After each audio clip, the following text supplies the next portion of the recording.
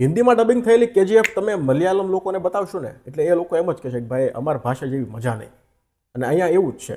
તમે મૂળ ગુજરાતી લોકોને ગુજરાતી લેંગ્વેજમાં લાલો જોયેલી એ લોકોને હિન્દી ડબ થયેલી લાલો બતાવશો એટલે એમ જ કહેશે સારી તો છે પણ મૂળ જેવી મજા નહીં. એટલે આ નિયમ છે, તમે મૂળ ભાષામાં કોઈ પણ ફિલ્મ બનાવ્યું હોય, હવે એને તમે કોઈ અધર ભાષામાં ડબ કરો એટલે એટલું તો રહેવાનું જ છે.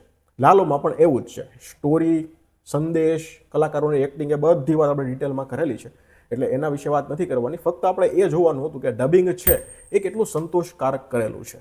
તો હિન્દી ઓડિયન્સ જે છે, જે લોકો પ્રોપર હિન્દી છે, જે લોકોએ ગુજરાતી ભાષામાં આ ફિલ્મ નથી જોઈ, એ લોકો માટે આ પરફેક્ટ પેકેજ છે એવું કહી શકાય.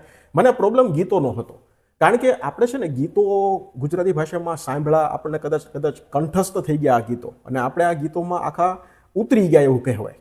તો હિન્દી ભાષામાં આ લોકો શું કરશે? તો હિન્દી ભાષામાં આ લોકોએ મૂળ જે ગીત છે, ધૂન છે, જે શબ્દો છે, એ બધું મૂળ રાખવાની પૂર્ણ રીતે કોશિશ કરી છે.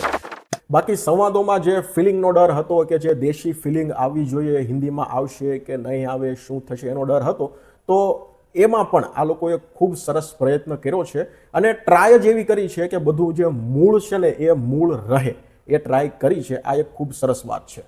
તો હિન્દી ઓડિયન્સ માટે આ ફિલ્મ કામ કરશે અને હિન્દી ઓડિયન્સને સંપૂર્ણ સંતોષ આપશે આ ફિલ્મ.